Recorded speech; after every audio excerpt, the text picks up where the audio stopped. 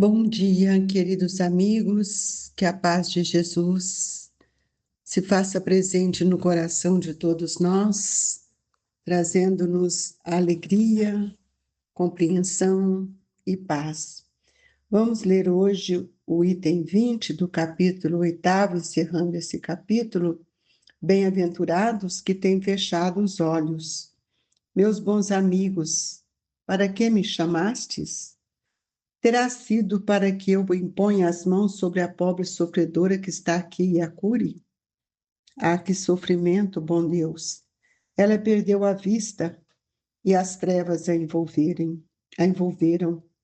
Pobre filha, que ore e espere.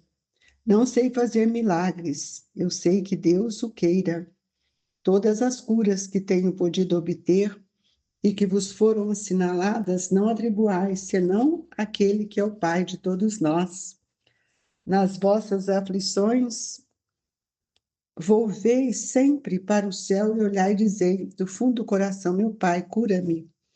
Mas faze que minha alma enferma se cure antes que o meu corpo, que a minha carne seja castigada e necessário para que minha alma se eleve ao teu seio com a brancura que possuía quando a criastes. Após essa prece, meus amigos, que o bom Deus ouvirá sempre, dadas vos serão a força, a coragem e, quiçá, também a cura, que apenas timidamente pedistes em recompensa da vossa abnegação. Contudo, uma vez que aqui me acho numa assembleia onde principalmente se trata de estudos, dir-vos-ei que os que são privados da vista deveriam considerar-se os bem-aventurados da expiação. Lembrai-vos de que o Cristo disse convir que arrancasseis o vosso olho se fosse mau, e que mais valeria lançá-lo ao fogo do que deixar-se tornar-se causa de vossa condenação. Ah, quantos há no mundo que um dia nas trevas maldirão o terem visto a luz?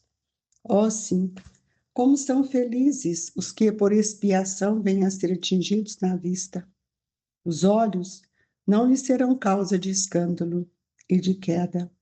Podem viver inteiramente da vida das almas. Podem ver mais do que vós que tendes límpida visão. Quando Deus me permite descerrar as pálpebras a algum desses pobres sofredores e lhe restituir a luz, digo a mim mesmo, alma querida, porque não conhece todas as delícias do Espírito que vive de contemplação e de amor? Não pedirias, então, que se te concedesse ver imagens menos puras e menos suaves do que as que te dá de entrever na tua cegueira? Ó bem-aventurado cego que quer viver com Deus, mais de todos do que vós que aqui estáis, ele sente a felicidade, toca, vê as almas e pode alçar com elas as esferas espirituais que nem mesmo os predestinados da terra logram divisar. Abertos os olhos, estão sempre prontos a causar a falência da alma. Fechados, estão prontos sempre ao contrário, a fazê-la subir para Deus. Crede-me, bons e caros amigos, a cegueira dos olhos é muitas vezes a verdadeira luz do coração, ao passo que a vista é com frequência o anjo tenebroso que conduz à morte. Agora, algumas palavras dirigidas a ti, minha pobre sofredora. Espera e tem bom ânimo. Se eu te dissesse, minha filha, teus olhos vão abrir-se, quão jubilosa te sentirias. Mas quem sabe se esse júbilo não ocasionaria a tua perda. Confia no bom Deus que fez a ventura e permite a tristeza. Farei tudo o que me for consentido a teu favor, mas a teu turno, ora, e ainda mais, pensa em tudo quanto acabo de te dizer. Antes que me vá, recebi todos vós, que aqui vos achais reunidos a minha bênção. Vianney, Cura d'Ars, Paris, 1863. Pai nosso que estais nos céus, santificado seja o vosso nome. Venha a nós o vosso reino. Seja feita a vossa vontade, assim na terra como nos céus. O pão nosso de cada dia, nos dai hoje, Senhor. Perdoai as nossas dívidas, assim como nós perdoamos os nossos devedores. Não nos deixeis, Senhor, cairmos em tentação, mas livrai-nos de todo o mal. Que assim seja. Com esta prece, Jesus, nós iniciamos esta manhã de luz, buscando no coração amigo dos nossos benfeitores o amplexo, para que todos nós possamos sentir-nos fortalecidos e amparados. Jesus, olhai por todos os nossos irmãos que se encontram enfermos nos seus lares, nos hospitais, nas casas de repouso, que todos recebam a sua luz e todos participem, Jesus, da divisão expressiva do seu coração. Se conosco, hoje e sempre, que assim seja. Queridos irmãos, esse item do Evangelho é bem significativo para todos nós, porque Jesus está falando o que ele não disse. O que ele queria dizer, ele não disse, mas ele fala daquilo que ele pode.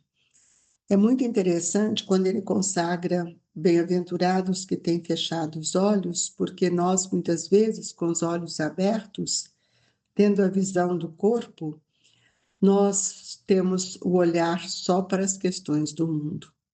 Esquecemos de vislumbrar as belezas que o mundo espiritual tem a nos oferecer. Por isso que é bem-aventurados que têm fechado os olhos, porque eles não precisam ver aquilo que nós estamos vendo. Mas aqui me chama a atenção porque a cegueira, ou os olhos fechados, quando Jesus diz assim, não sei fazer milagre, eu, sem que Deus o queira. O que quer significa isso? É que Jesus faz todos os atendimentos que ele podia, que nós podemos chamar de milagre, mas que no milagre não existe, que não estão comprometidos com a lei de Deus. Quando ele fala que Deus, sem que Deus o queira, é porque nós temos um planejamento reencarnatório. E fugir daquele planejamento reencarnatório implica em várias situações. Inclusive, quando nós temos um planejamento reencarnatório, como é o caso aqui da cegueira, e nós vamos atrás de Jesus para que nos cure.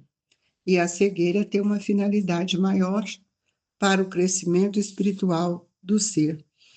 E aí, quando ele fala para nós, nas vossas aflições, volveis sempre para o céu, e o olhar e dizei do fundo do coração, meu Pai, cura-me, mas faz que minha alma enferma se cure, antes que o meu corpo. Está vendo? Aí que nós vamos ver que nós não podemos pedir aquilo que ainda não foi que não foi concedido devido a nossos erros diante das leis de Deus. Nós só podemos ter um merecimento naquilo que realmente não infringiu as leis ainda.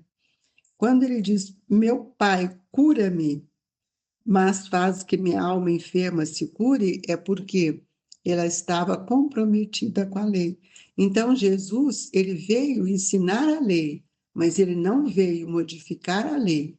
Tanto é que ele fala que ele veio cumpri-la. E para cumprir, nós bem sabemos que ele precisava fazer com que houvesse uma verdadeira construção, uma verdadeira colocação de posição do espírito diante da lei.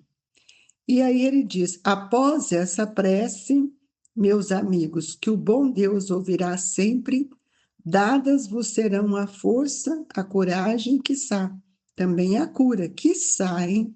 Não deu certeza, que apenas timidamente pedistes em recompensa da vossa abnegação.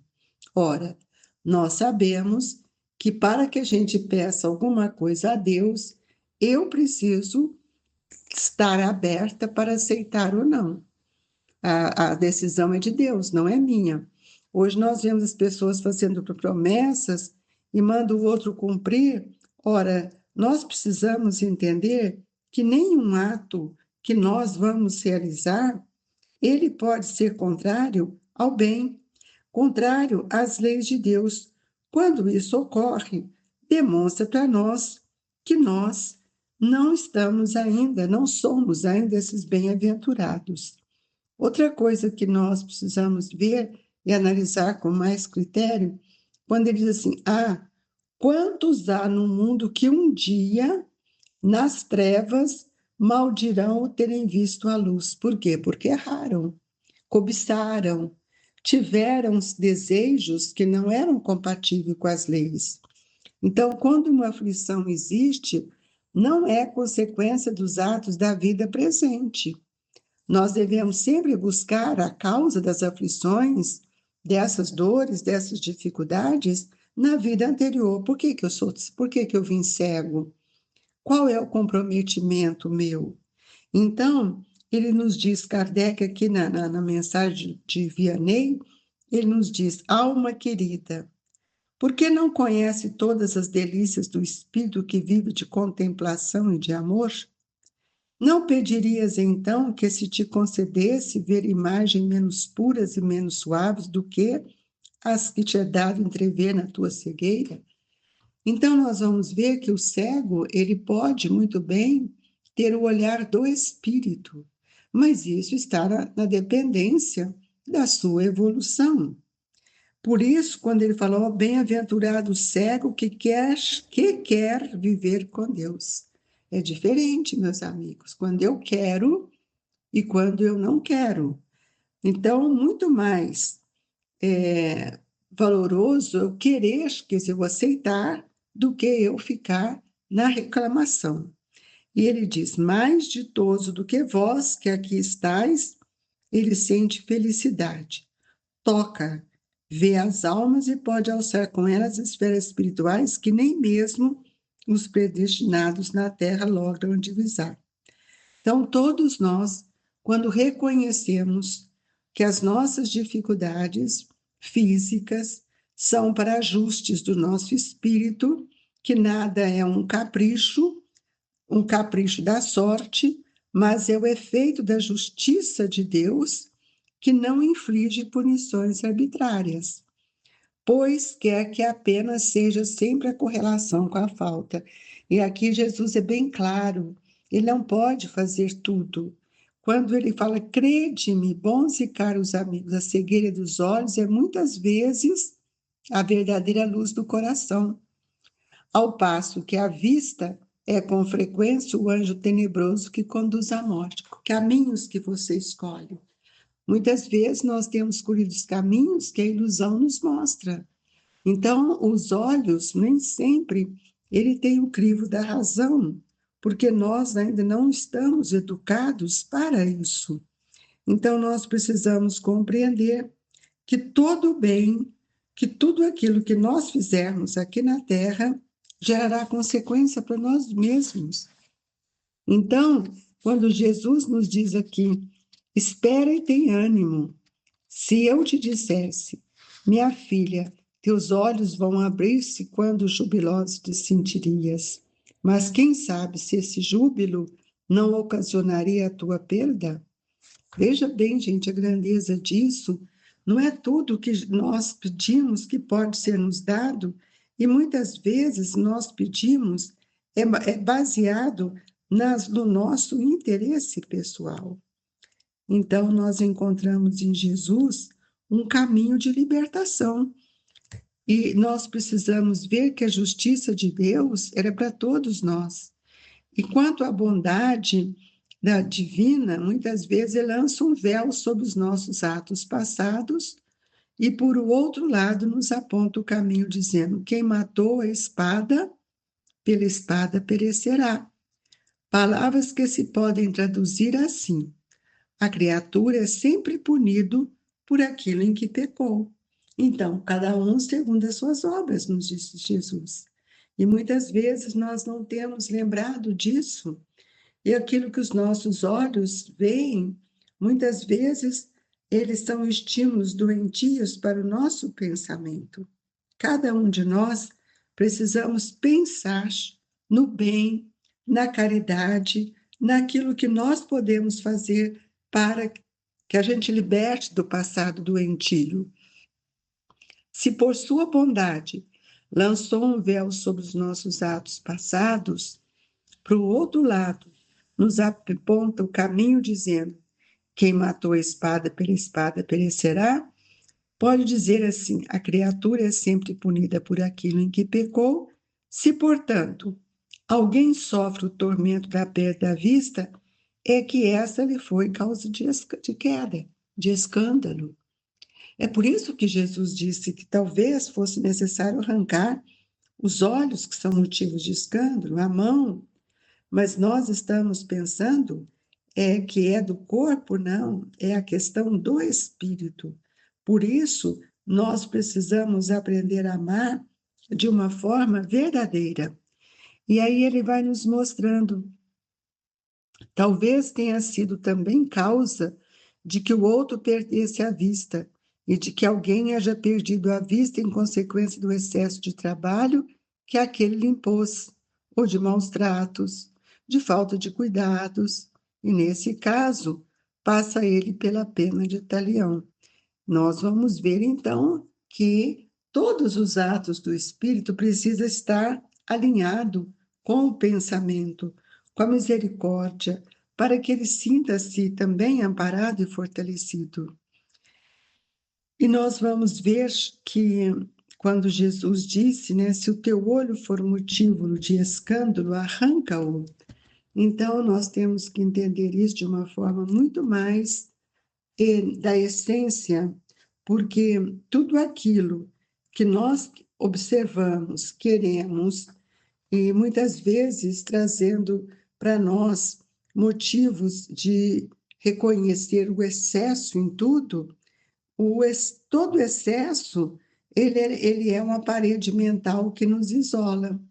Então, aqueles que o criam nos cárceres do orgulho, do egoísmo e da vaidade, muitas vezes da mentira, ele precisa de ver qual é o material que ele está amontoando, guardando, que tem feito com aquilo que vai trazer para ele consequências mais tarde. Então, é uma lição que nós precisamos ler com muita atenção, porque cada palavra, cada frase dela significa para todos nós uma ação, e essa ação deve ser contínua no bem. Quando Jesus, aqui o Curadás diz, alma querida, porque não conhece todas as delícias do Espírito que vive de contemplação e de amor? Então, se nós não conhecemos a vida do Espírito, ou não olhamos para esse prisma, nós estamos correndo o risco de cada dia mais errarmos e temos as nossas dificuldades. Nós queremos pedir a Jesus que Ele nos fortaleça, porque temos olhos de enxergar as coisas, temos uma visão perfeita e que nos ajude a olhar aquilo que é bom e aquilo que é ruim, que a gente compreenda sem fazer nenhum julgamento e nenhuma condenação. Por isso que nós precisamos nos conhecermos para ver que o homem crítico, o homem maldoso, ele ainda está vendo aquilo que não poderia mais estar enxergando. E nessa oportunidade feliz, nós pedimos a Jesus que possa nos transmitir o passe junto aos benfeitores amigos, para que cada um de nós possamos receber essa vibração que nos sustenta, que nos ampare e que nos traz profundas alegrias. Mestre Jesus, que o Senhor possa atender às nossas necessidades, que a água seja fluidificada e que a paz íntima seja estimulada diante das leis que nos rege, que nos conduz para o processo de nossa evolução. Que Deus nos abençoe e que a luz divina paire sobre todos nós. Deixe no coração de nossos irmãos as vibrações do Grupo Espírita Esperança e Caridade. Colégio Allan Kardec. Fica com Deus e que Ele nos abençoe hoje e sempre.